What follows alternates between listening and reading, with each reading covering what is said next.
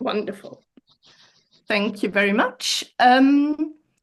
First of all, I want to extend a very warm welcome to you all to this fabulous event. I'm so glad everyone's found the time to be here with us and celebrating three exciting new releases that I can't wait to get my nose into. So, and I hope you too. So without further ado, I just want to say a little bit about myself. Some of you know me already. My name is Cathie Dunn. I live in the south of France. I'm originally from Germany, lived 20 years in the UK, and now enjoy the southern French weather, which is currently quite cold. I write historical fiction, mystery and romance, and I'm also a book promoter with the Coffee Pot Book Club, which some of you might know as well. I recognize some faces who we have featured in the past very happily. Right, okay, what to say about our three ladies? We will introduce them each separately. Each has prepared a wonderful presentation for you about their new release, and let me tell you, it's amazing, amazing stuff. So we have, first of all, Sharon Bennett Connolly, and Sharon is talking about her new release, Scotland's Medieval Queens. And having lived in Scotland for a long time, I am eagerly awaiting that, almost as eagerly as her one about the women of the anarchy. Not quite, but almost. Then we will have Paula Lofting with her fabulous release, Searching for the Last Anglo-Saxon King, Harold Godwinson. Another very exciting project. And I've read Paula's novels about the era, which are brilliant as well. So this is someone who knows her stuff. So you'll be very keen to watch her presentation. And lastly, Samantha Wilcoxson, who joins us from the other side of the big pond. And she will be talking about Alexander James Hamilton, son of the American Revolution. So we have a little surprise for you in place as well. At the end, we will have a giveaway of all three titles. In the UK, the winner will receive a hardback copy sent out by the publisher. And in other countries, the rest of the world, basically, you will receive an ebook copy. So keep here, stay with us until the end or near the end, and then you will find out if you have won a copy. We will go by some numerical systems, so it'll be entirely up to the numerical gods, wherever they are, to find out who the winners are, and then we'll see a bit more about it later. If you have any questions, these can be discussed after we've seen all the presentations. So if you have any, please use the chat, which is at the bottom of your screen, next to participants' chats, and post your question in there, but precede it, please, with a question mark or two or three, so I know exactly that it is a question, and then the name of the author for whom it is intended. So we know exactly who it's for. And then we'll get to your questions after the last presentation, and then we'll finish with our wonderful giveaway. So without further ado, I would like to introduce Sharon.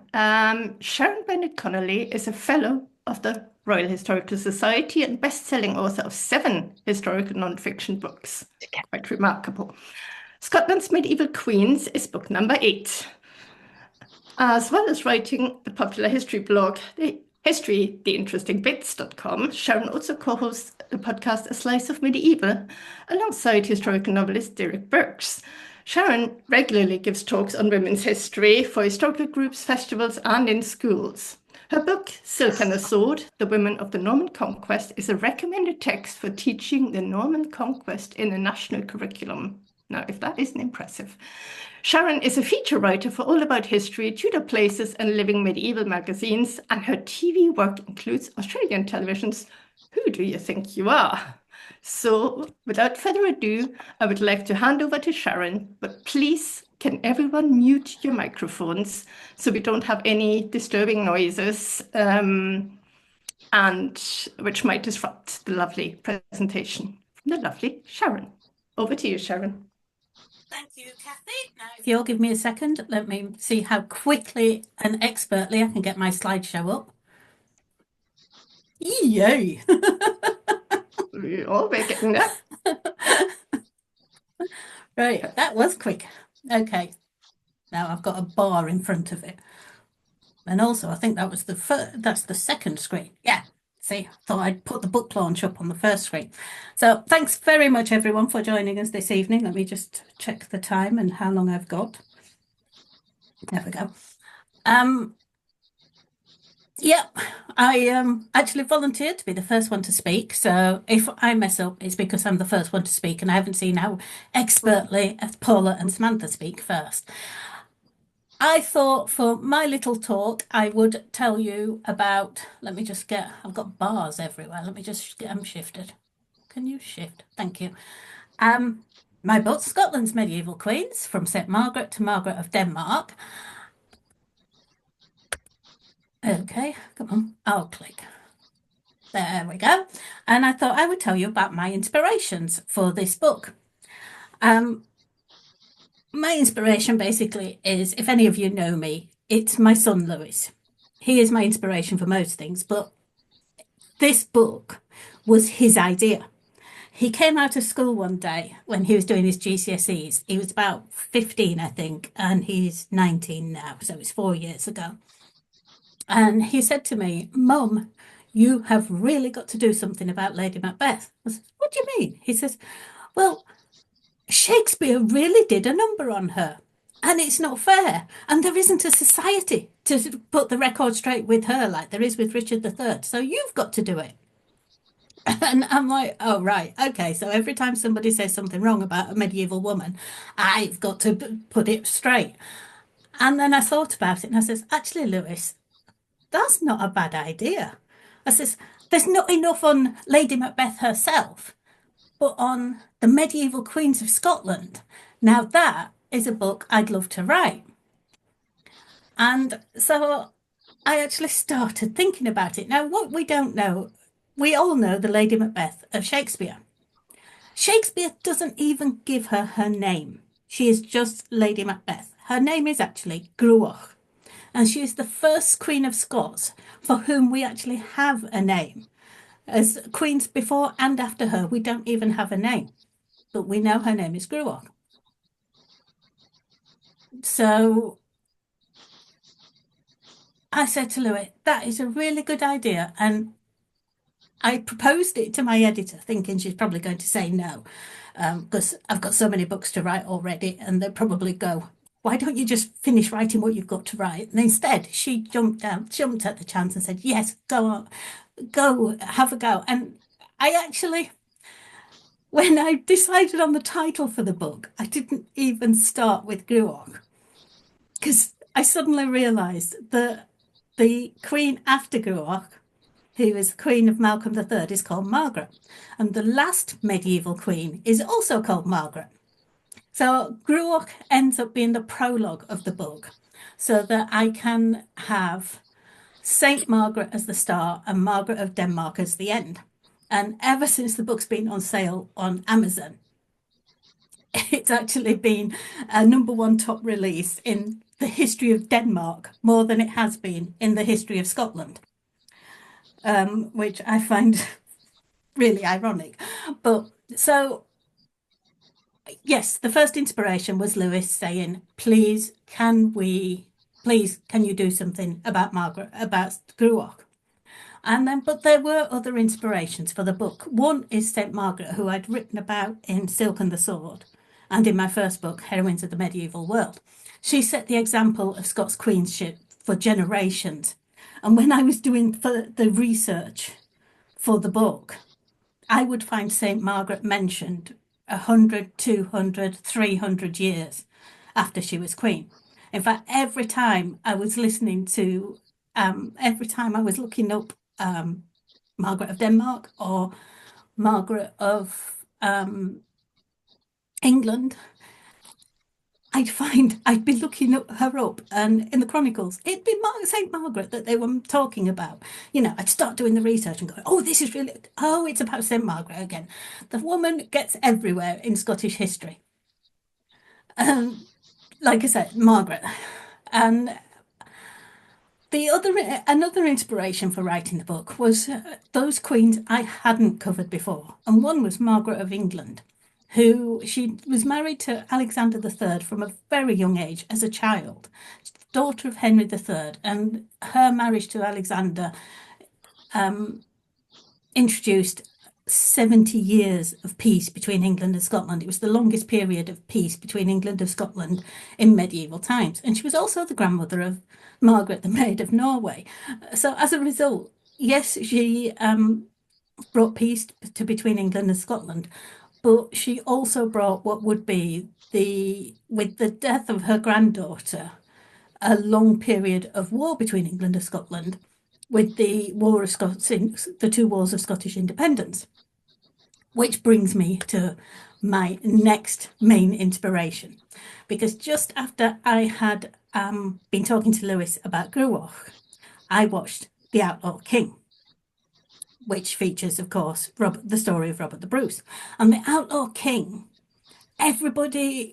my blog went ballistic. I had something like 30,000 views in one night, and that was because everybody was watching The Outlaw King and then looking up who on earth was Elizabeth de Burgh. And of course, Elizabeth de Burgh was Robert the Bruce's wife and held in captivity for 8 years by Edward I and then Edward II. And she gets a small part in The Outlaw King. In fact, the important women, Robert the Bruce's story is full of brave, strong women, and they were mostly ignored or kicked out or given just a small part of the story. So putting Elizabeth de Burgh in her story, in the story of Scotland's medieval queens, seemed a way of straightening this out. And then, of course, there's Joan Beaufort, and one of the great love stories of Anglo-Scottish history, where, James I is held captive in England and writes poetry to this woman who would walk below his window and he'd drop a rose down to her. And then when he was freed, he married her and took her to Scotland. And of course, it turns into tragedy because James I tries to seek revenge on the people who'd kept him, who'd not arranged his release from English captivity, and he ends up being murdered. So we've got Gruach is an inspiration, St. Margaret of Wessex, Elizabeth de Burgh, Joan Beaufort, and Elizabeth de Burgh and Joan Beaufort's stories also appear in one of my favourite authors' books. Nigel Tranter wrote an entire series of books on Scottish history, the first of which I read was the Robert the Bruce trilogy, and he just inspired my love of Scottish history. So that writing about these women became something that I just loved to do. So the book ends with Margaret of Denmark. She is the first Queen of Scots for whom we have a contemporary image, which is the one on the screen. And we have a record of her wardrobe accounts, which is brilliant because it describes all the different cloths she bought to make cloaks, the jewels she wore. It's an absolute treasure trove. So going from Gruach, Lady Macbeth, for whom we have very little information, but appears to have led an extraordinary life from what we know. She went on pilgrimage to Rome. Her first husband was murdered by her second husband and things like that, just little things. And we have Joan Beaufort, whose husband was murdered, and then she was married again. And these women were incredible. And I hope that I have given in the book enough inspiration to people to further look into Scotland's history, because it is remarkable and absolutely fascinating to read. So thank you very much, everyone. I think I have literally just done 9 minutes. So I've done come in just inside my 10 minutes. My socials are on the page. I'm sure most of you know where to find me on my blog, historyoftheinterestingbits.com. Please do have a listen to the A Slice of Medieval podcast, which Derek and I have great fun recording every couple of weeks. We've got Matthew Lewis on this week talking about the Peasants' Revolt that will be live in a couple of weeks. So thank you very much, everyone, for listening. I'm going to stop sharing and pass you back over to Cathie. Thank you so much, Sharon. That was a quick race through Scottish queens. Absolutely amazing. As you whiz through the centuries, there are remarkable women, especially around the time of the Bruce as well, who are so often overlooked. So I'm glad someone actually dug a little deeper into the history there. Yes, there are some questions coming up. We'll share those later after the next talk, but thank you so much for this fascinating glimpse at your book. I can't wait to read it. Thank you. Exciting. Right, next up on our list, and just a reminder as the questions come in, please put 3 question marks before your question, and also mention the author name, because by the time we finish with the 3rd presentation, there'll be a lot of chit chat, and we might not find out which question is aimed at whom. Although we think if someone mentions Macbeth, that would be Sharon. Right, so next up is Paula Lofting, and Paula is a wonderful friend of mine. We are going back quite a few years. We've been critique partners for each other's books for a while, and her knowledge of her era in which she specializes is absolutely incredible. Of course, her reenactment helped as well.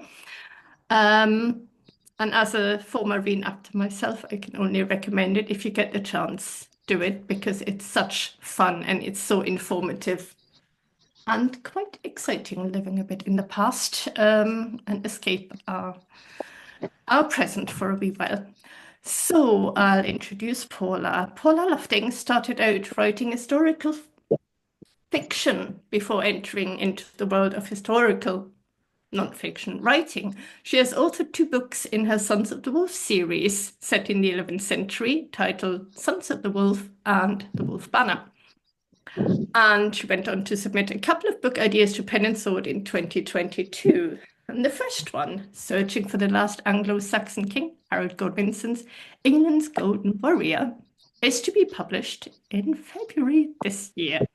The second book, Edmund Ironside, King of England 1016, is a work in progress, so keep your eyes peeled for that in the next year or 2, so watch that space. Paula's novels have won Indie Brag medallions as well as other awards, and aside from her enjoyment of writing, she's also a reenactor of the period she writes about with the well-respected reenactment society Regia Anglorum.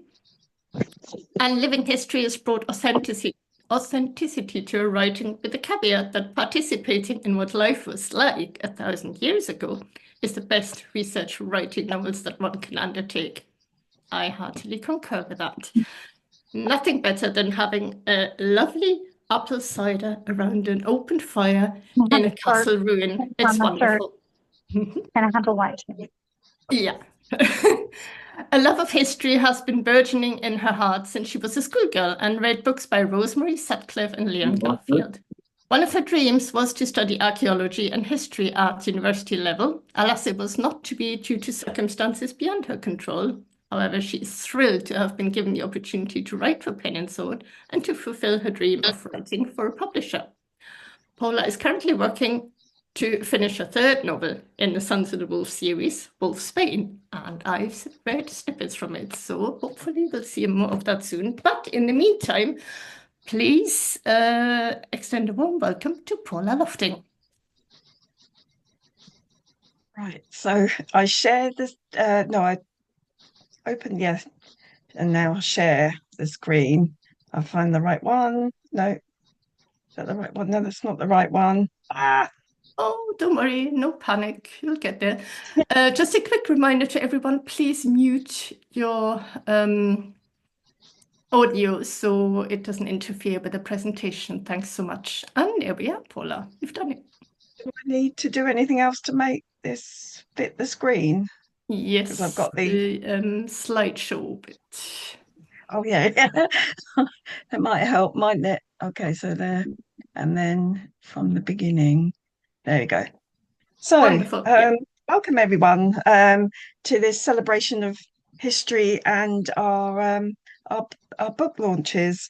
It's really lovely to have you come and see us, and I'm very excited to talk to you about my subject, which is Harold Godwinson, who was the last Anglo-Saxon king. Um, Harold Godwinson. And tonight we're going to be concentrating on a potted version of his life and the death of Harold Godwinson on the battlefield and his last resting place, if I can get all those in, because I don't think I'm going to be able to do it as quickly as Sharon did, but I better start now. So next slide. Yeah, so who was Harold Godwinson? So he was born into a rather large family of 6 boys and 3 girls. His father was the infamously powerful Earl Godwin, and his mother, Githa, of royal Danish stock. He was husband to a diva, also known as Edith Swanleck. She was his hand-fasted wife, an extremely wealthy East Anglian heiress. Their marriage was a successful love story, for he was loyal to her throughout his life, even though he made a political marriage alliance later in 1066. When he became king, he still, had her.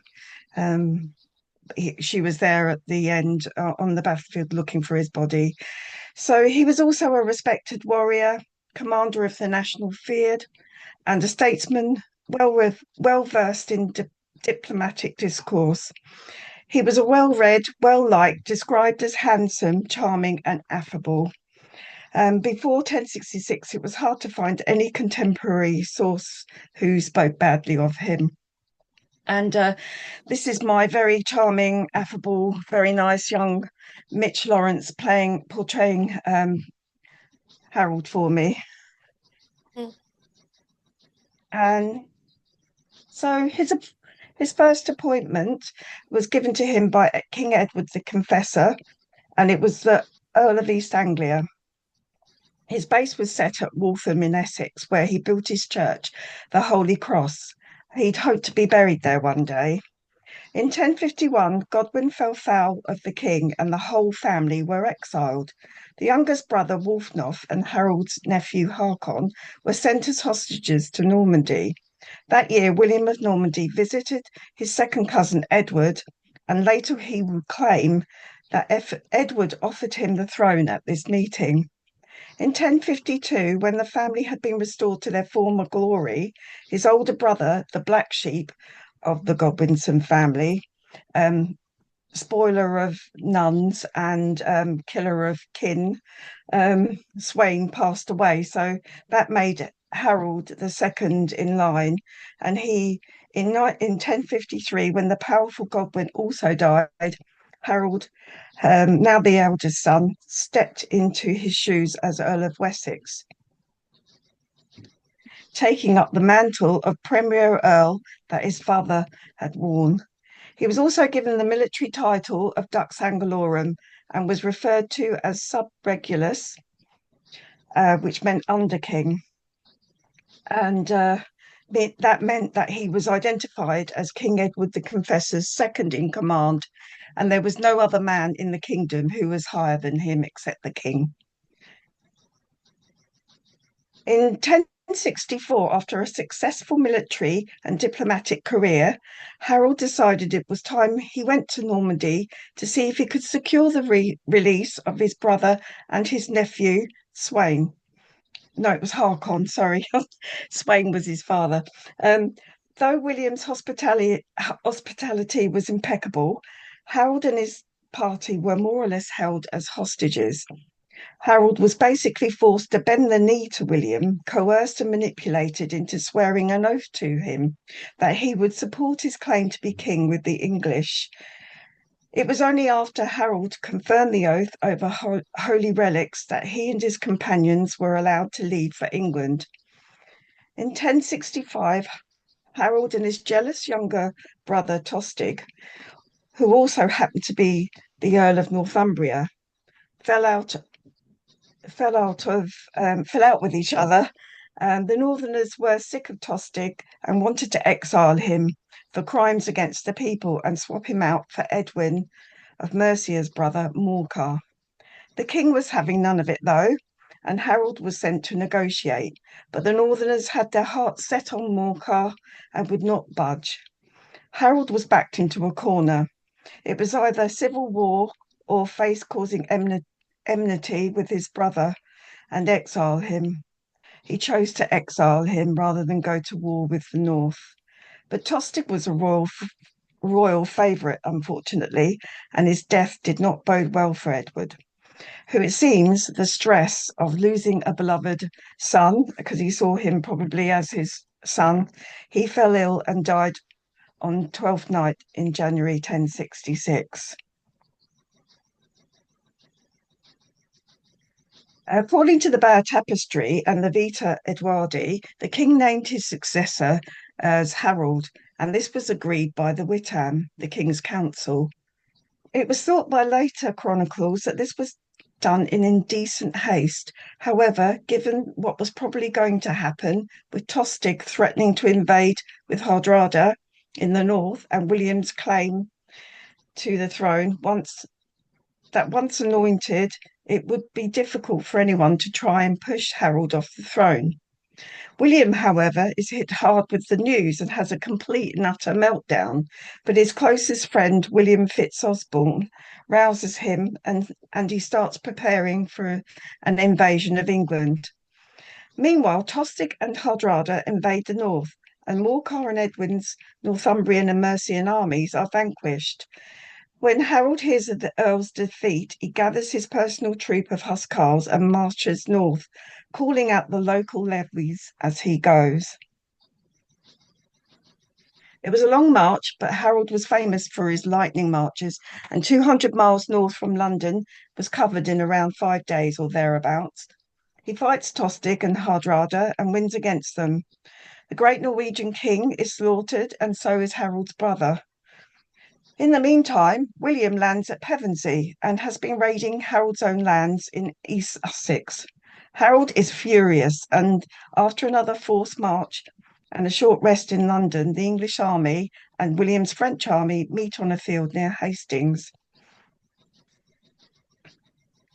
It is claimed by many that Harold was shot in the eye by an arrow, but there are no mentions of that happening in the early contemporary sources.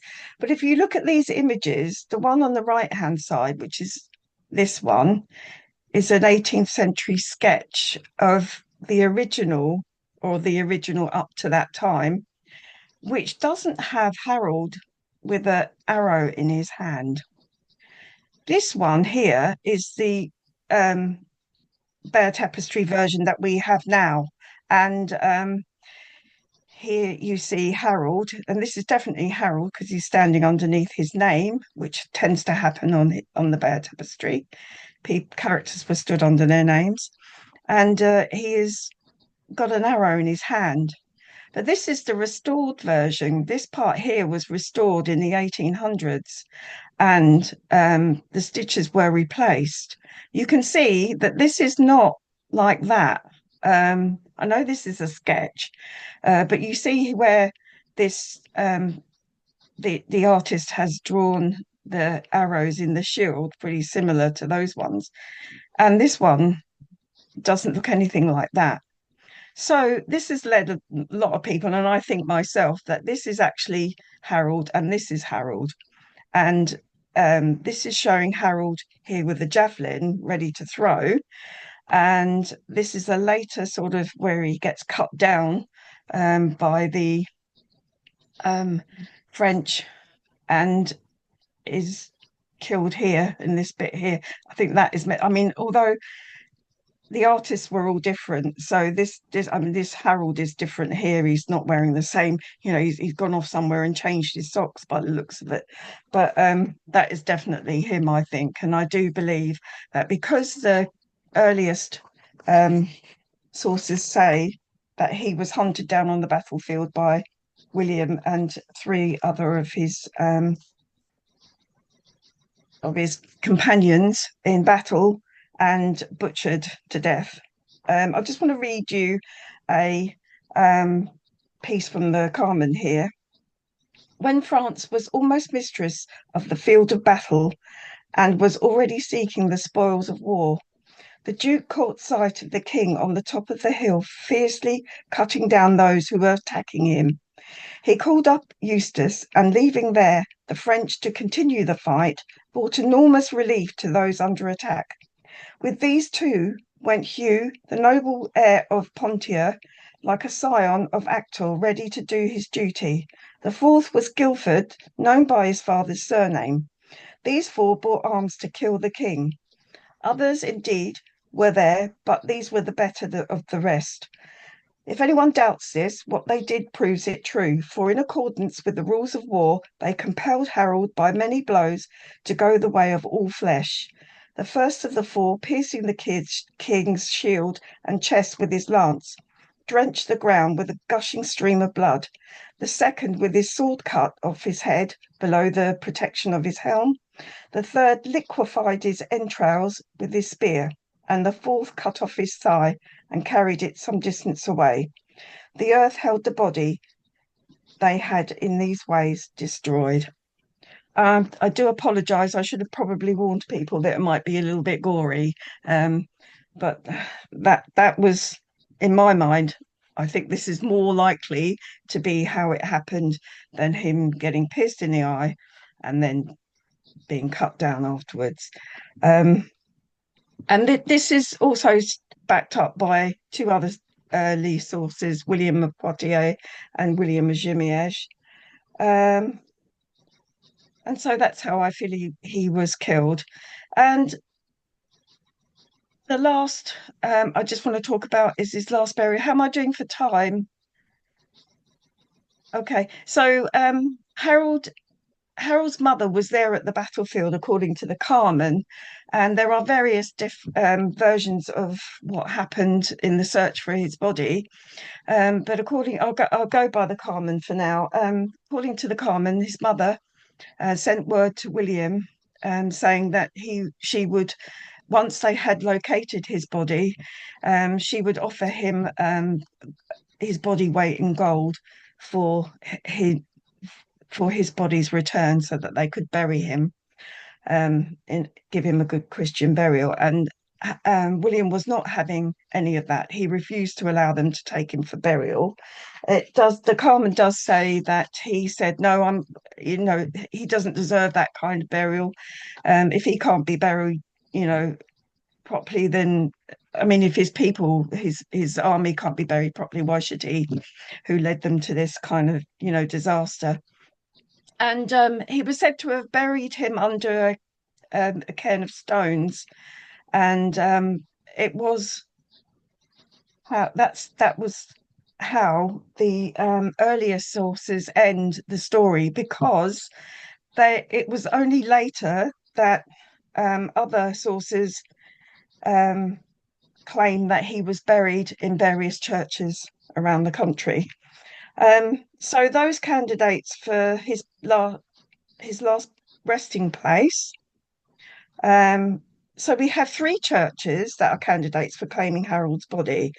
A pile of stones on a cliff in Hastings, and there's also the Vita Heroldi, who claim that he didn't die on the battlefield and lived on to be an old hermit roaming around the world, and finally dying in Chester.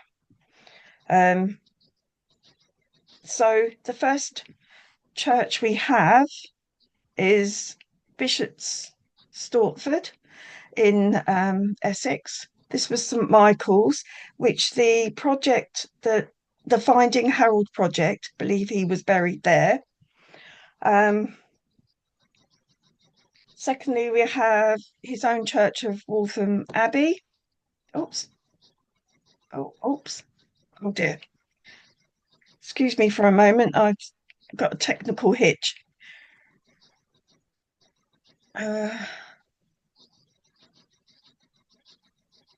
Right. Can everyone see that? Yep.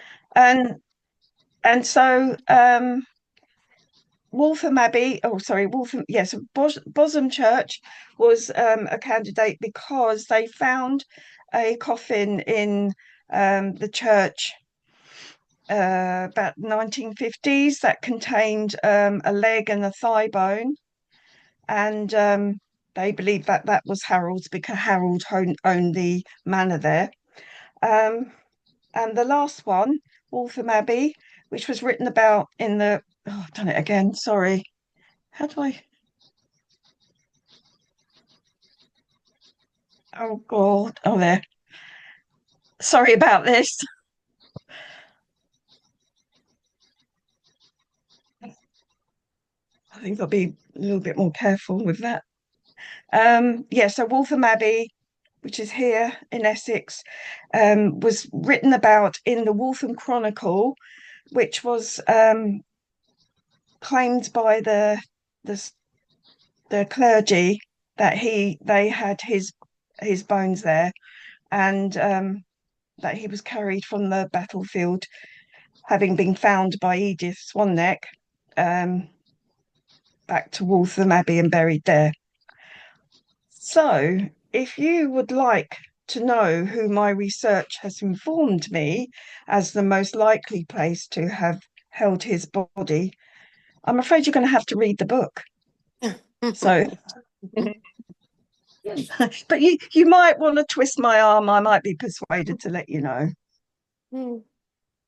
Okay. So there we have it. Brilliant. That's my presentation. Wonderful. I hope that was Very cheeky, enjoyable. Paula. Yeah. Very nice. Well done. That's intriguing. There's a big intrigue to go on for, really. So it's a good one. Yeah, brilliant. Thanks so much, Paula. We have quite a few questions coming in. So I'm sure you'll be able to answer or might hint at the book to answer your questions then as well. And I have a couple too as well. Right, so thanks again to Paula for this insightful, fabulous presentation and the intrigue at the end. We all want to know, but yeah, books. Buy the book. Right, next up on our list is the lovely Samantha Wilcoxson, who's joining us from the US. And I'm quickly introducing her to those of you who don't know her. Samantha Wilcoxson is an author of emotive biographical fiction and non-fiction featuring history's unsung heroes. Her first fiction series tells the stories of early Tudor women, beginning with Elizabeth of York, but she has explored other eras as well. Samantha's novel Luminous features real-life radium girl Catherine Donahue and has won several awards for its compelling, poignant storytelling. It's one of my all-time favorite novels, so I can highly recommend it. Most recently, Samantha has written both fiction and non-fiction set during the American Revolution. And today she'll be talking about her new biography of James Alexander Hamilton, which is published by Pen and Sword History. Samantha and her husband of almost 30 years split their time between Michigan and Florida, and they love exploring historic places together. They have 3 adult children who love to gather for family time at the lake. And Samantha is currently writing a Wars of the Roses trilogy for Saperi Books and looks forward to returning to the era that first inspired her to write. And I've had a sneak preview of that, and I can tell you, look out for that one when it comes out. So without further ado, please extend a warm welcome to Samantha. Great, thank you. Just getting my slide up. Great. Does that look right? Looks good. Okay, great. Thank you, Cathie. Yeah, I'm here today to talk about my newest book. It's a biography of James Alexander Hamilton, and I was inspired to write about James when I was writing my previous book, Women of the American Revolution, I had a chapter in that about Elizabeth Schuyler Hamilton, who is his mother. And if you've seen Hamilton, that's Eliza, and her family often actually called her Betsy.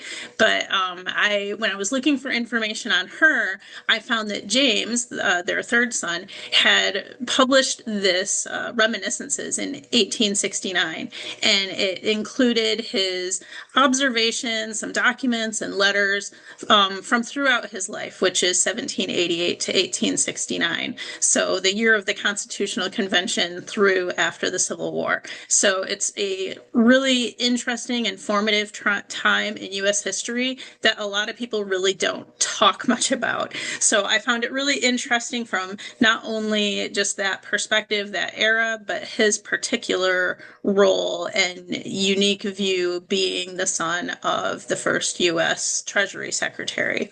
So that was where I got inspired to write about James. And this one's a little earlier picture of him. And one of the things that he wrote about a lot, and so of course I did also in the biography, was the challenges that these heirs of the founding fathers had. So their fathers had fought a war, become independent, sort of formed this nation, but not really completely forged it, not really come to decisions on a lot of important things like what the federal government was actually going to do as opposed to what the state governments were going to do. So at that time, we don't think of that as being a really big debate, but at that time, it really was the biggest debate. We think of it as being a slavery issue. That's if someone says states' rights, that's usually what comes to mind as the issue of slavery, but really everything was debated that way. From taxation to building roads to schools, everything was, there was a debate over whether or not the federal government or state government should handle that. And James, in his role as a son of one of the men who started that process, he had lots of conversations, lots of civil discourse with people throughout the political spectrum over what was the constitutional way to handle a lot of these things.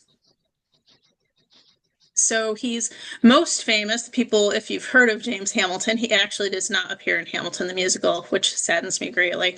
But those who have heard of James, what they probably know about him is that he served President Andrew Jackson.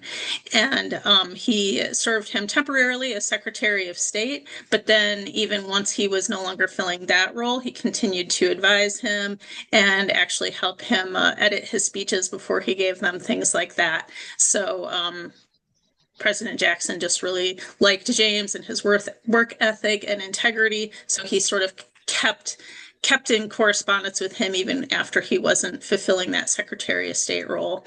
And that has led some people, when they write about James, to refer to him as a Jacksonian and an anti-bank person and accuse him of wanting to dismantle the National Bank, which of course Alexander Hamilton is the one that originally formed.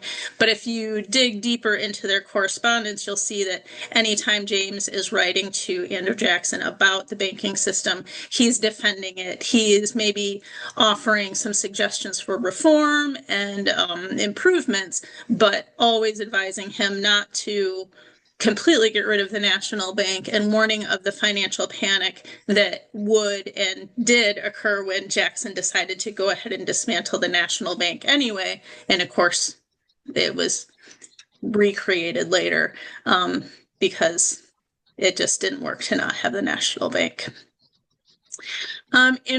James Hamilton also has some interesting stories in his reminiscences about some travels in Europe and connections with different people. A lot of times because of his father's name, there's a quote in his reminiscences where he says that his best passport to society was his father's name.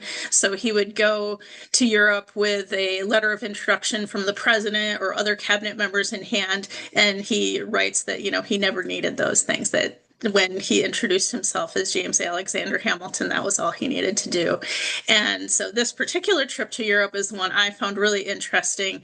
And in 1851, the New York Yacht Club, which was the only yacht club in America at that time, was invited by the Royal Yacht Club in England to participate in a regatta. And they were not expected to be very competitive, but the schooner called the America was entered and actually won, and that's why today that race is still called the America's Cup, is from that original ship's name, which James Hamilton was part of the crew. He wasn't meant to be. It was actually a boat partially owned by his son-in-law, George Lee Schuyler, and Schuyler was not able to go on this trip kind of last minute and asked James to go in his place. So this painting here is another just the only third picture I was able to find of James, actually. He's a part of the crew here waiting to be congratulated by Queen Victoria, and he is the man all the way to the left. So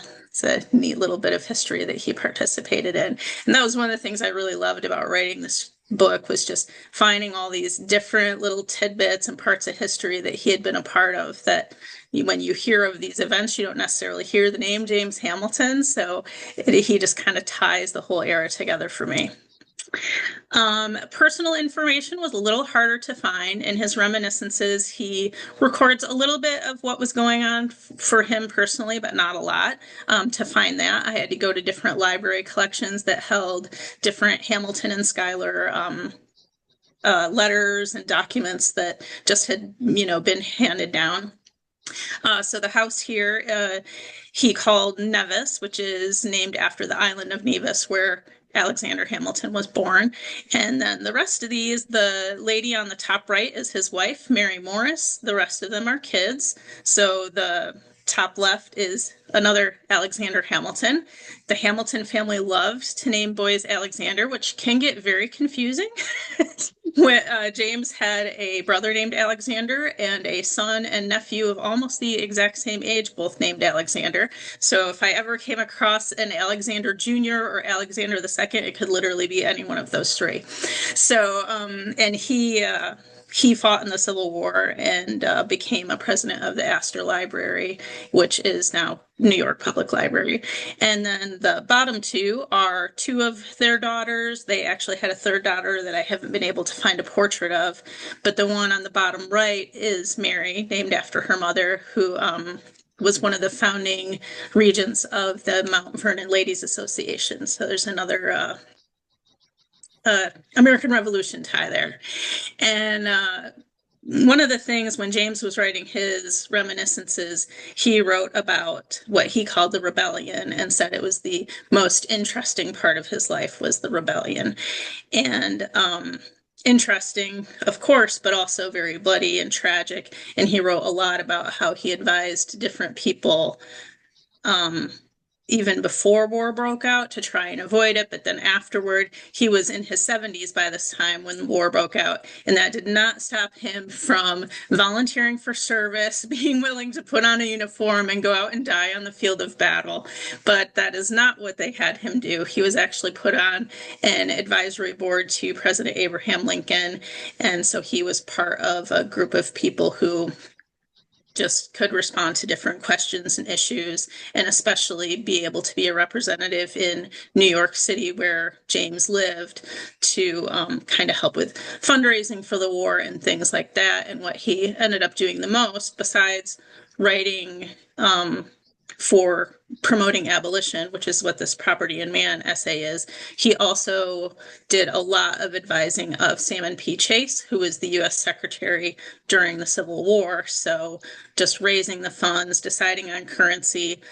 James actually provided an engraving of his father to use on what then was the $5 bill, which is not the bill that Alexander Hamilton is on now, but he's actually been on a lot of different bills throughout history. So that was kind of his role during the Civil War. So there's lots of other super interesting tidbits and different connections that I would love to tell you guys about, but just to give a sneak peek into James Alexander Hamilton's role in U.S. history during the first half of the 19th century, I hope that has been intriguing enough to get you to want to learn more. So the biography is coming out in the UK end of this month and in the U.S. at the end of next month.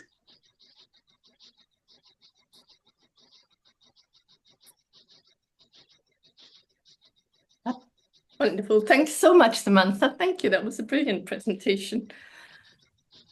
Really, really insightful. And we have quite a few questions for you as well. You'll be pleased to hear. Well, thanks Thanks very much to all three of our fabulous authors. And how about a round of applause for the three busy ladies who've done so well with their books and their presentations? Thanks so much. Right, as a reminder, because we've had some stragglers who might have missed it early on, we do have a giveaway of all three books coming right at the end of our session. So please stay tuned even during the questions, because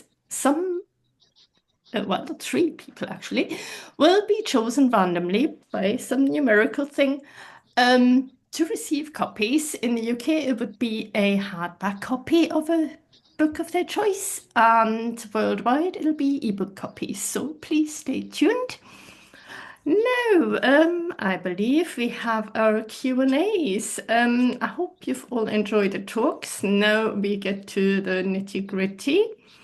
And I have a couple of questions for each of our three ladies to start with. And if I could start with going a bit out of sequence with Paula first. What, in your opinion, was Harold's greatest success?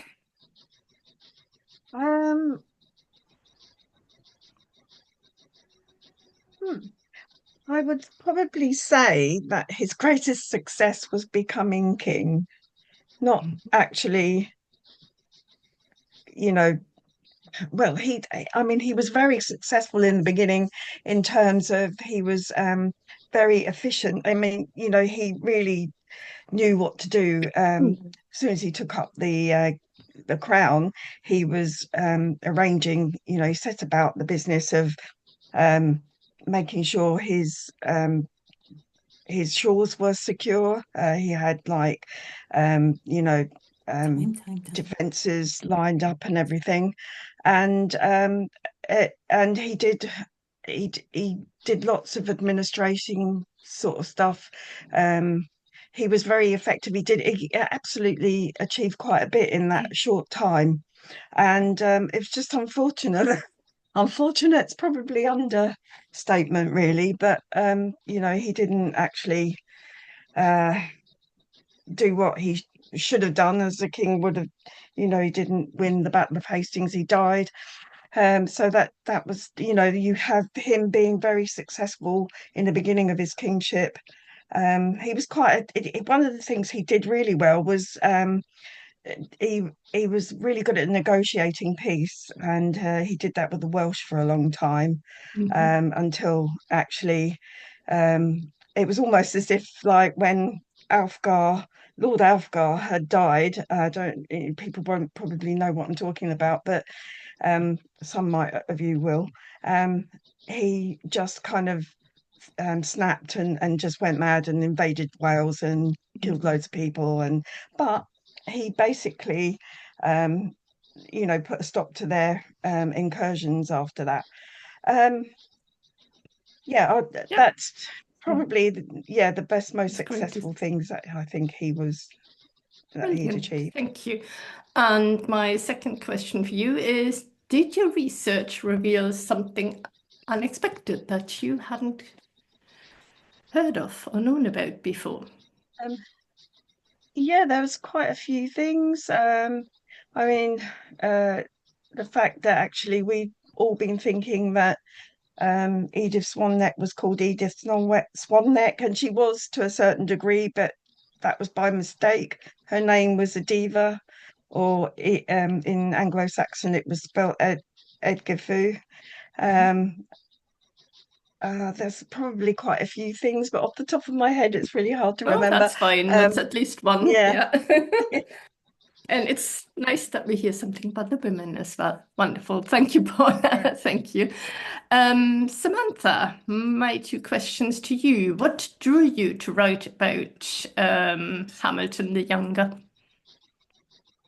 Well, like I said, it was finding that reminiscences. It's actually got a really long name. It's Reminiscences of James Alexander Hamilton through 75 years of 75 years at home and abroad, something like that. Mhm. It's one of those early 19th century type titles. And it's like 700 pages of copies of letters and documents and observations. And it's very like if you're reading it and don't know the context, it's not very readable, I guess is what I'm trying to say. So I just found so many interesting connections and observations that he had, but it's I wanted to make that more accessible.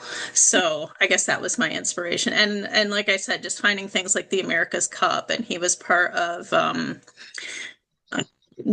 fighting the Great Fire of New York of 1835. And like this stuff is just, it's such an interesting life and such an interesting era of history. So yeah, that was why. Quite a turbulent era as well. Yeah, With yeah. everything that went on, yes. My second question to you is, what surprised you the most about James Alexander Hamilton as a person when you researched him? Then I was kind of surprised since his reminiscences were published in 1869, so that's after the Civil War happened. He was still very honest in his writing about like on earlier trips, say in the 1830s when he went to Europe and he would be approached about slavery in the United States. And he honestly wrote about how he had said then that, the federal government doesn't have the authority to abolish slavery, and not that he would defend it because he didn't like slavery, but he didn't say, oh yeah, you're right, we should be getting rid of that. He was very honest about his evolution from believing there was nothing that could be done about it to, yes, let's fight this war, let's win it, and let's give Black people their rights. So, because most people, I think if we're writing after the fact, it'd be very easy to say, oh yeah, I thought that the whole time. Of course, that's what I said, Yeah. to write yourself in a better light. And he really didn't do that. He was very honest about it. Oh, that's a good aspect, yeah. Very, very interesting. It's actually a good character trait that, yeah, we're not going into modern politics, but yeah, that's a good one. Thank you so much. And lastly, Sharon, my two questions to you. How do you think Elizabeth de Burgh coped with her captivity, with her long captivity? Must have been very boring. Very boring for her, and it was very difficult as well because certainly in the early stages of her captivity, there's a letter from her to Edward I saying basically, I need money and I need clothes because I haven't got any clothes to wear and neither has my maid. So she wasn't very happy with it. And I think she also would have been wondering how long she was going to be a captive, because I just think I have this sympathy with Robert and Elizabeth de Burgh.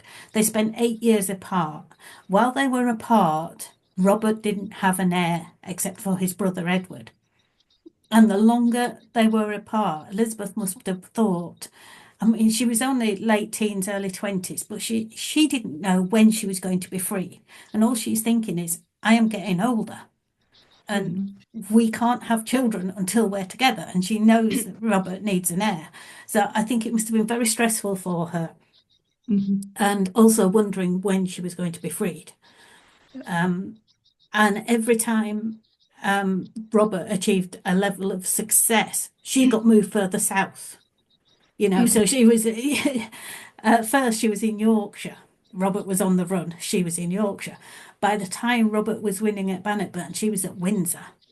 They were moving her further south, away from the Scottish borders. So she was less and less likely to get rescued. Yeah. So, yeah, a stressful situation. Very much so, yeah. Thank you. And my second question is probably a bit generic given the scope of your work. How did you research the fascinating political intrigues that threaded through generations of Scottish royals? I mean, there's so much bad luck, there's so much intrigue, backstabbing, literally, and all that. How did you kind of put all that together to condense that in a book about the women? It took a lot of discipline. Making sure that I stayed on track and only kept what was relevant, because Scotland has so many feuds. You'd ignore one thinking it's not relevant. And then you get on to the next king, and it's like, oh my God, that feud was relevant. So you've got to go back and write it in. So yeah, it did take a lot of keeping track of, but it is just so fascinating. And so long as you make sure you do it, this book is written chronologically to make sure that I keep everything in. But with some of them, you had to go back into some of the background of that you hadn't covered in the previous king because it's a new dynasty to get involved in. So it did take a lot of discipline. There's some great chronicles online on archive.org, which is archive.org is my friend. It's my best friend. It's got John of Fordun, it's got Walter Bauer, it's got Andrew de Wintown, and Andrew de Wintown is probably brilliant, but he's not he's in Scottish, so it takes a little bit, all Google Translate doesn't have a Scots Gaelic option to translate, so it's like that took a little bit of translating. But yeah, it was great fun. It was hard work, but I really enjoyed it, and I'm proud of the book I managed to produce. Wonderful. Thank you so much. I can imagine. Yeah, I studied Scottish history until 1707. So yes, it was a huge challenge. So the kings didn't die in their beds very often. No, and certainly didn't get very old. No, old age, not a thing. No. Thank you so much. Amazing. Right, we have quite a few questions. How are we set for time? It's 9:10, so we hope to finish by 30:30, I would suggest. So let's get cracking. So most of these will be in order of talk. So most will be aimed at Sharon first. We have a lot of thank yous and praise for your presentations as well. Thank you. So very, very happy. Right, where are we? Okay, a fellow Cathie is asking for Sharon. Were you able to find any medieval sources involving Saint Margaret aside from the Turgot biography? Yeah, there is John of Fordun and Walter Bauer chronicles as well. So there were a few chronicles around. Like I say, the problem with Saint Margaret was she appeared 200 or 300 years later as well. She was in all the chronicles as if every time you got a queen, she was compared to Saint Margaret. So it was actually, there's an abundance of non-contemporary information of her, and of course there's Turgot's biography and several Audric Vitalis. Who was the other one? Henry of Huntingdon. There's plenty. She was one of the easier ones to research.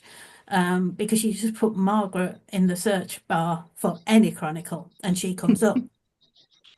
The problem is then you put Margaret for somebody else like Margaret of England or Margaret of Denmark and St. Margaret comes up. So she's everywhere, but she's brilliant. So I didn't really mind. Brilliant, thank you. Liz is asking, Sharon, how did you start researching this book? Well, I already had some information because I already had St. Margaret, Elizabeth de Burgh, Joan of England. So it was good stuff. I already had a starting point, which was great because it doesn't feel as big a challenge when you've got a few bits in already. But basically it was the archive.org and going on to the chronicles and just checking all the chronicles and finding all the little bits of information. Oh, and another source is FMG, the Foundation for Medieval Genealogy, which is brilliant because that has written records and references for proving where and when somebody was born, and it's brilliant. The problem is with that one, you end up going down so many rabbit holes because you've got so and so and then so and so and then so and so, and it's like, oh, who's that? Oh, I like that and yeah, it's rabbit hole heaven. FMG. Is it accessible to all? Yes, it's fmg.ac, I think, or something like that. If you put in Google Foundation for Medieval Genealogy, And it's got it's a massive resource because it's got the French, the British, the Scottish, the Germans. It's got everybody on there. You just look, French kings, English lords, Welsh princes, they're all on there. I'll be in heaven. Yeah. I'll see you in a month, Cathie. Exactly. I'll send you the link. Next year. I'll send you the link and then I'll see you in a month. Thank you. Brilliant. Thank you. Carolyn has shared that she once wrote an article about Macbeth for Suite 101, if anyone remembers it. I do. Many years ago when I first learned about Gruach. And she studied Macbeth in year 12 as well. So that as well. So it's quite popular. The next question from Mayhew Fredericks. The De Burgh story fascinates him. 10 siblings, and they are so incredibly well connected. I've always found the interplay between Bruce and Ulster. Did he shelter his son-in-law in 1306? How did their relationship play into the 1315 Scottish invasion of Ireland?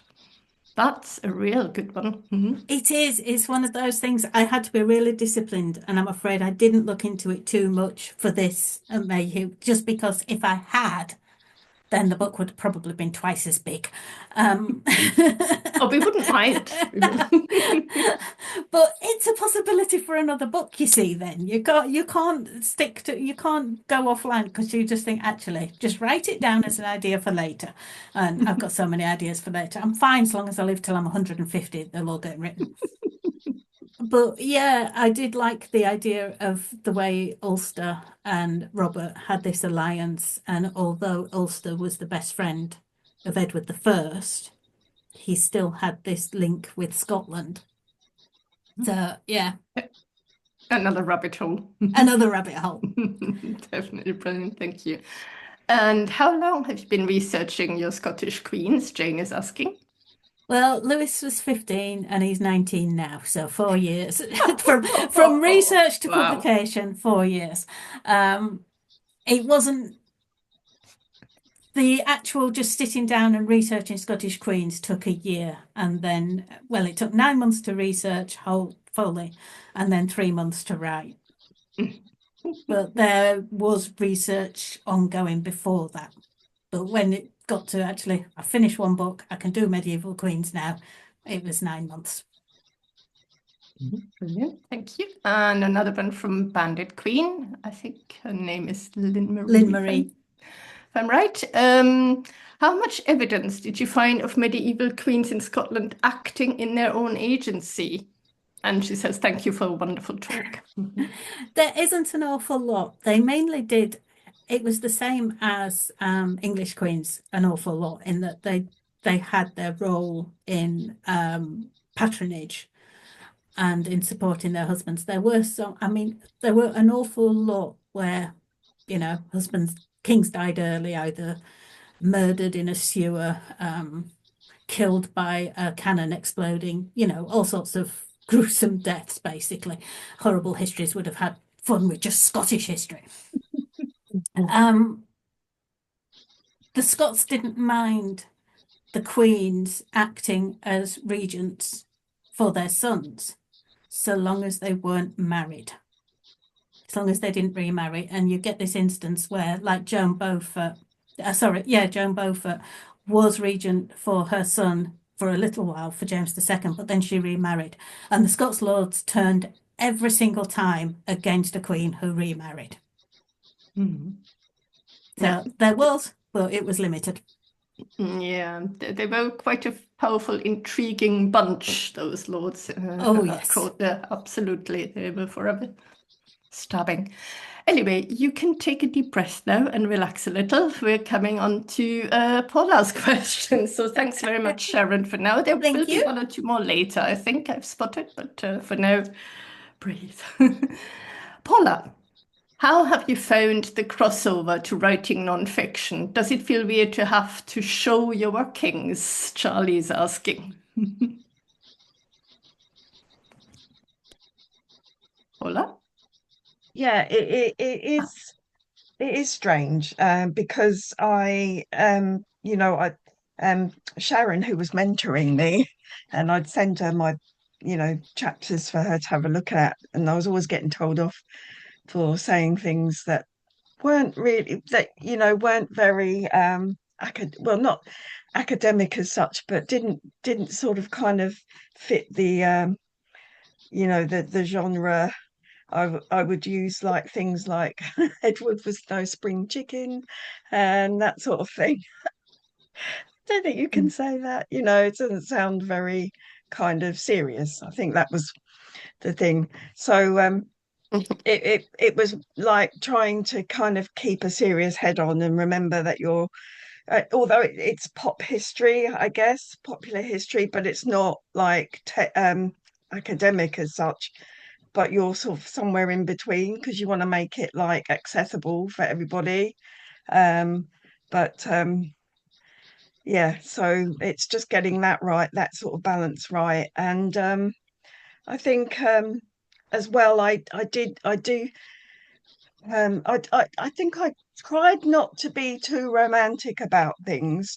That was another thing that I needed to sort of be careful of, that I would get too romantic. My sort of novelist head would like go into the story that I was imagining as I was looking at the facts. But in some ways I did go with that a little bit, and put together what I felt would have been how it might have been, but I always made sure that I said, this is my kind of thoughts rather than an academic thing based on fact. It's more, how I think it could have possibly have been, and I tried to show all the different aspects of, how things you could sort of what's the word, interpret their history and the facts. Sorry, I'm waffling now. No worries. No, that makes perfect sense. Thank you. I answered the question. I'm not even sure I did. Yes. Well, how you found it, I think what you answered was how you interpreted it more than anything, which I think answers the question, because you did say that you didn't want to write a history book, book, but more like a living history book, which is far more engaging. Yeah, I agree. Another question from Lynn Marie. For you, Paula, how did the Witten actually function, and what was their authority? And she thanks you for a wonderful talk as well. Oh, thank you, Lynn Marie. Yes, well, the Witten was made up of important people, like all the earls would have been some important nobles high up. I think further up the site, you get these charters, and if you signed at the top of the charter, if you witnessed the charter at the top, then you worked your way down to the bottom end of the society. So if you were at the top, you were obviously, the number one, like Harold would have been signing at the top of the charter. So he would have been in the Witan, or part of the Witan. The archbishops. There could possibly have been maybe an important woman in there somewhere, because some of the nuns were quite powerful. I'm not entirely sure. Sharon might be able to answer that question a little bit more. Also, some of the wealthiest, richest, most powerful men belonged to the Witan, and they were they were like the councillors, the King's Council, a bit like today's cabinet might be. And they met twice a year, or any time.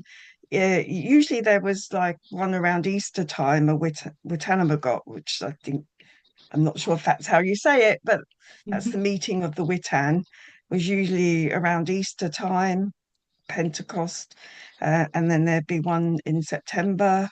And then if there was a war about to happen, they'd call an emergency one.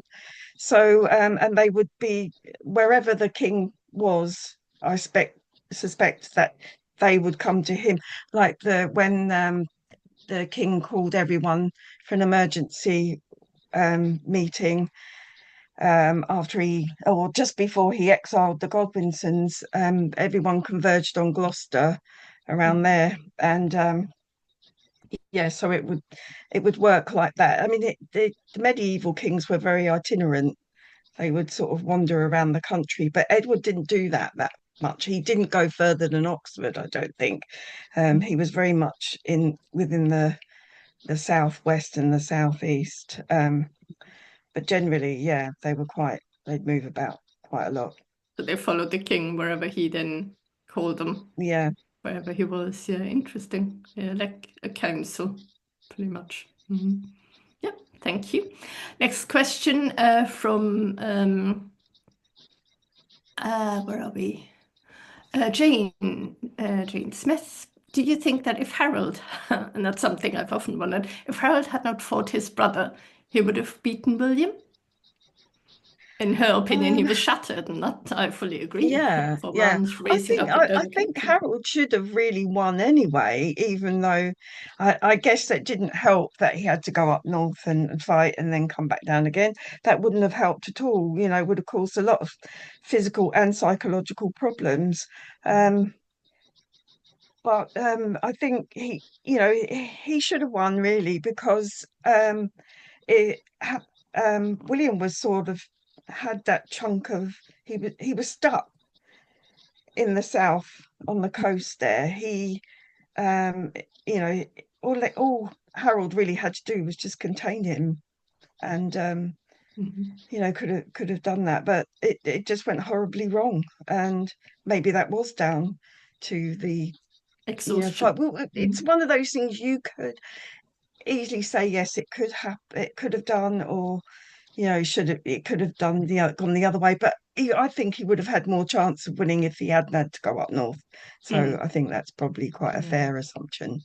He would have been better prepared, perhaps, and his men would have been less exhausted as well, because the majority would have walked, of course. But no, I don't think they would have done. I don't think they could have maintained a march within that time. And also it wasn't like your peasants and things that would go, just pick up a spear and be called to fight. Every single man on that battlefield was either semi-professional or professional. You had the huscarls, who were the elite, and then you had the thanes, who were probably the backbone of the feud, and maybe the odd churl who was a five-hide man, as they called them. It's very complex. It's a very complex situation. You couldn't really. It's very hard to kind of work it all out, but things might have been so in one area of the country, and so in a different so elsewhere, if that makes sense. But they weren't. They were professional, and I think that going up north to fight Tostig, they rode up there and picked up men on the way. They wouldn't have been the same army that came, and it was probably a different army that came down, because he would have called out. There was usually a two. I'm not sure if it's how to explain it. Two rota system, if you like. So there would have been one army going up, and one that stayed behind, and one. And when those people were exhausted, he called out the other counties on the way down. Backup, pretty much. If that makes sense. Yeah. So they probably weren't they were tired. I'm sure they were tired, especially his own personal bodyguard, because they would have been going up and down.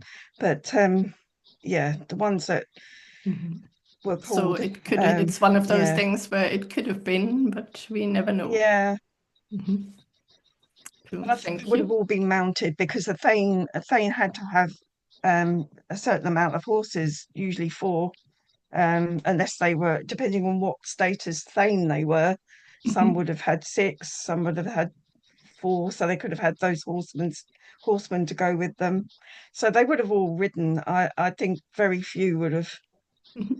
I don't even if any of them did, they would have been on horseback. Okay, thank you very much, Lee. Lynn Marie wonders if you see Harold as a parallel to Richard III, making his own way to the throne in the face of French/Norman aggression, and a better choice as both were experienced in war. Do you think Who there's a said that? parallel? Sorry, who was asking that? Lynn Marie, Bandit Queen. Is that a question? Yes, yeah. Did I think? If Yeah, you see the parallel. yeah, I do see some parallel there, and I think you can find that with a lot of kings, really.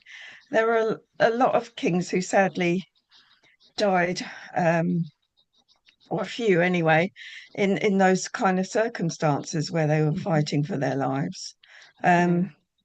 Yeah, there definitely is I think you could probably compare the two, but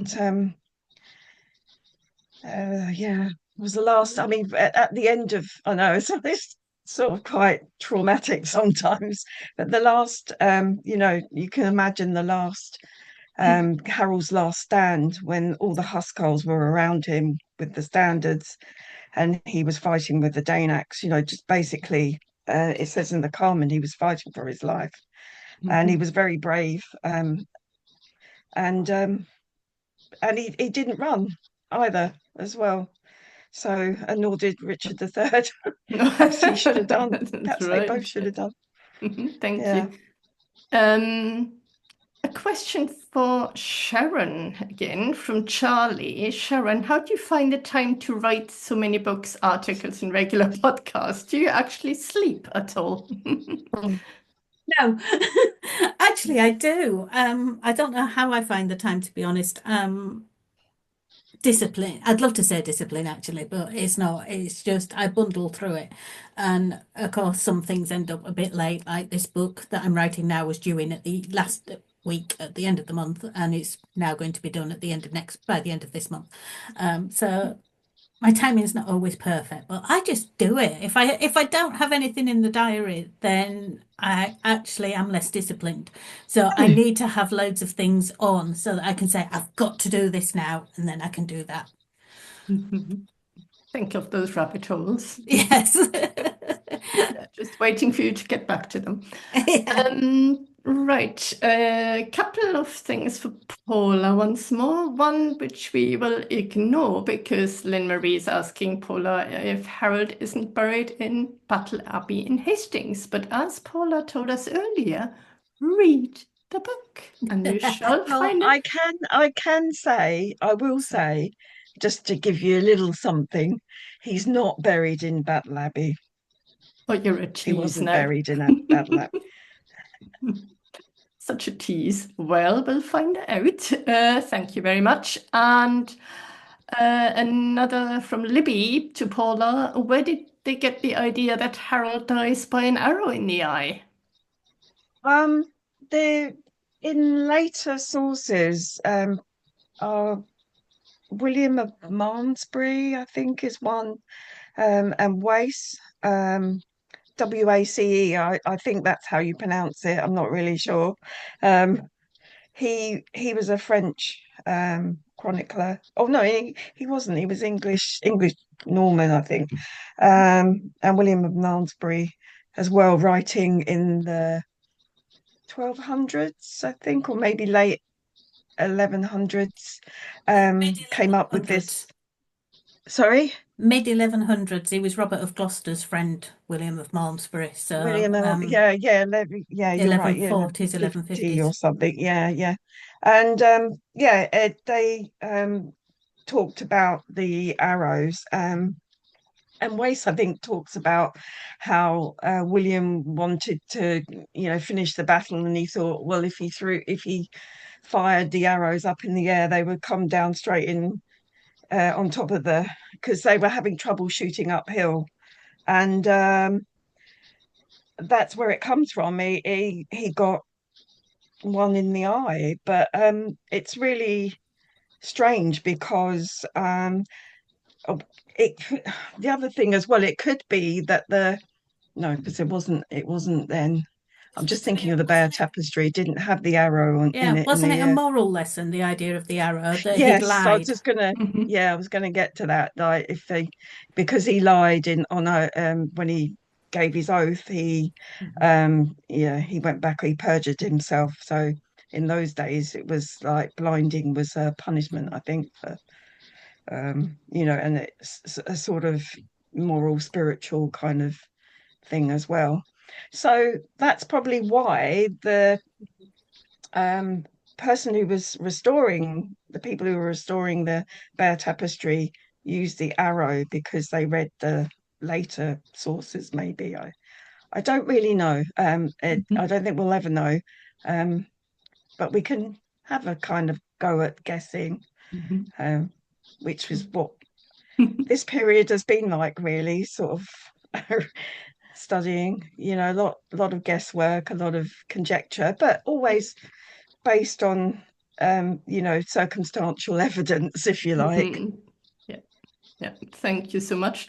We do have quite a few questions. We had one, where was it? Because we need to get a little bit of a move on, but as everyone has been so wonderfully patient. One is, before we get to Samantha's question, there was one to all three of you. Did you have a eureka moment whilst you're doing your research? I think that's quite a good one. I'd like to kind of point to one that recently, because when I was researching, when I was researching Bosham Church and where maybe the manor might have been, I thought when I was actually at Bosham Church, looking at around the outside, the house next door to the church that backed onto the church said the old manor house, and I thought, I bet that's where his house would have been, because it seems, if you look at the Bear Tapestry, they're all more or less right beside each other, and usually where would you put the manor? Usually next to the church, really. So that's how it kind of seemed to villages and that grew around a manor. So I took the picture of the wall and put it into the book, saying, this is probably where the manor Harold's manor probably was. I didn't say it was. So when the new piece of evidence has come up now that they've found a palace there in this back garden, the old manor, I thought, oh, thank goodness for that. I thought they were going to say it was somewhere else, and I was really thankful that I made that guess and took a stab at saying, this is probably where it was, over this little stone wall. Fabulous. Yeah. Oh, very exciting. What about you, Sharon? Did you have a eureka moment? I don't think I did with this one. Not really. I think my eureka moments were finding the chronicles, especially the Andrew Winton one and the Lanarkos Chronicle, which the last time I looked wasn't online, but then suddenly it was online, and it's like, oh great, I could get all this stuff about Edward I. So it was finding the people in the chronicles and finding that information. And British History Online had some great references to Mary of Gelders and the continuing links between her and Burgundy after she was married. Like she was married to James II, and he gave churches to the king, to the Duke of Burgundy, to actually give as patronage. And it was the same with Margaret of Denmark. The King of Denmark was given access to patronage in Denmark. So it was just showing how these people stayed in contact with their family. And you don't always see that. Fascinating. Yeah, thank you. Samantha, how about you? Did you have one of those eureka moments? I mean, I kind of feel like all of this research was eureka moments because, there's not any other biographies of James out there. So every time I found something, I was like, oh, look, he did this too. Isn't this fun? I will say probably, well, two things that were the most exciting was one, finding the portrait of him that was used for the cover art, because that is not an image that's publicly available. It's a portrait held by one of his descendants that I sort of just happened to get put in contact with. So I was really excited about finding that and her giving me the permission to use it. The other moment that I actually wrote a blog about was there was this quote attributed to James in a book about the Eton affair, which I didn't talk about. And if you're British, you probably don't know what it is, but it was one of these DC scandals back in the day. And there was a quote that was, "We didn't elect him to make Mrs. E a honest woman," and it was attributed to James. And I just thought that doesn't sound like something he would say. So I actually went to the Library of Congress online, looked up this letter to try to find where this was said, and looked at the signature to compare to James's signature. And I found that it was written by a James Hamilton of South Carolina. And one of the main ways I could tell was because James Hamilton, who I was writing about, always, even if he was only writing his initials, always wrote the A. Always James A. Hamilton, James or JAH. He never left out that Alexander out of his name. And so anyway, I did actually find that quote was misattributed. So not really a big part of my book, but was a very exciting moment, as doing research. So you solved an old puzzle then by finding that out, really. That's amazing. That's incredible. Very exciting. That sounds great.